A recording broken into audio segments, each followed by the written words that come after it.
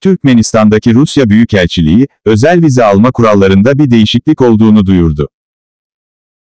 Rusya Federasyonu Türkmenistan Büyükelçiliği, resmi internet sitesinde özel vize alma kurallarındaki değişiklik hakkında bir mesaj yayınladı. 1 Eylül 2021'de, 1 Temmuz 2021 tarihli 270 FZ sayılı Federal Kanun'un 3. maddesinin 2. fıkrası uyarınca, Rusya Federasyonu'ndan çıkma ve Rusya'ya giriş usulüne dair Federal Kanun'da değişiklik yapılmasına dair, Federasyon ve Rusya Federasyonu'ndaki yabancı vatandaşların yasal statüsü hakkında, Federal Kanun'un 5.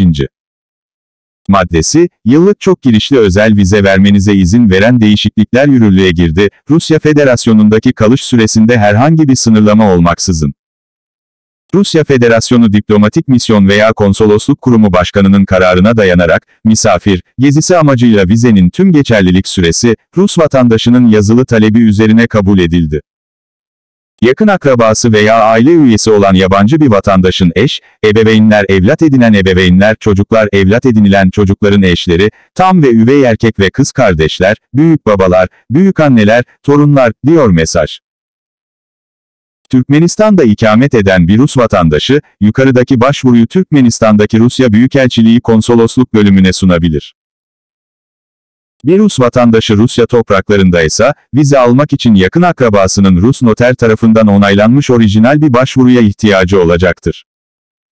Başvuru aşağıdaki bilgileri içermelidir: soyadı, adı, soyadı, doğum tarihi, pasaport numarası, kayıt adresi veya bir Rus vatandaşının gerçek ikametgahının adresi, ayrıca soyadı, adı, doğum tarihi, vatandaşlık, cinsiyet, pasaport numarası, vizenin çokluğu, seyahat amacı, talep edilen giriş süresi, davet edilen yabancının amaçlanan ikamet yeri ve ziyaret şehri.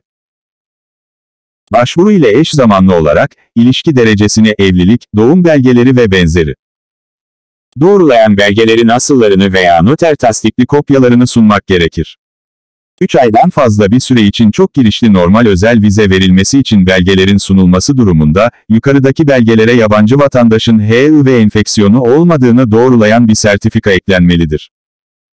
Yabancı bir vatandaşın HIV enfeksiyonu olmadığını doğrulayan bir sertifika, 25 Kasım 1995 tarih ve 1158 sayılı Rusya Federasyonu hükümeti tarafından onaylanan şartlara uygun olarak verilmelidir. Rusya Federasyonu Toplu Mevzuatı, 1995, numara 49, MD 4800.